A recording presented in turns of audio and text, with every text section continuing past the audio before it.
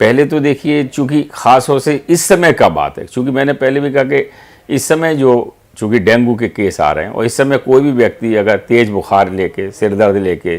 मांसपेशियों में दर्द लेके या उल्टी या दस्त लेके आ रहा है तो हमें सस्पिशन होता है कि ये डेंगू हो सकता है। और उसके लिए एक तरीका होता है कि एक टेस्ट होता है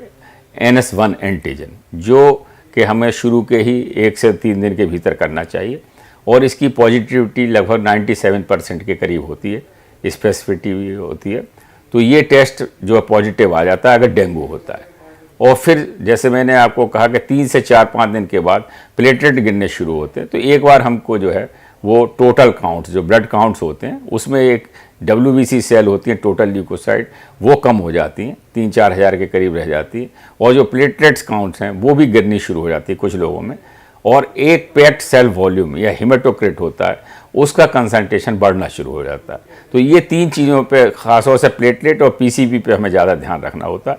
तो कोई भी देखिए, इसमें जो आपका सवाल है कि ये जनरल पेशेंट तो नहीं समझ सकता क्या है, तो जब इस तरीके के लक्षण हो, खासतौर से इस समय के पीरियड में अगस्त से लेकर नवंबर के बीच में, तो तुरंत ही डॉक्टर के पास जाना चाहिए। और डॉक्टर जब उसको सस्पिशन करेंगे कि ये हो सकता है तो वो जो आवश्यक टेस्ट हैं वो आपको बताएंगे। और NS1 टेस्ट जो है वो शुरू में पॉजिटिव होता है, 5 से 7 दिन के बाद फिर ये टेस्ट गायब हो जाता है, क्योंकि जो डेंगू का वायरस है वो नहीं रहता। उसके बाद एंटीबॉडी टेस्ट है, IgM एंटीबॉडी टेस्ट है, वो 7 दिन के बाद पॉजिटिव आ जाता है, जो कि 2-3 हफ्ते तक पॉजिटिव रह सकता है। फिर IgG एंटीबॉडी टेस्ट होता है जो कई महीनों तक पॉजिटिव होता है। एक चीज़ मैं ज़रूर यहाँ पे बताना चाहूँगा आपको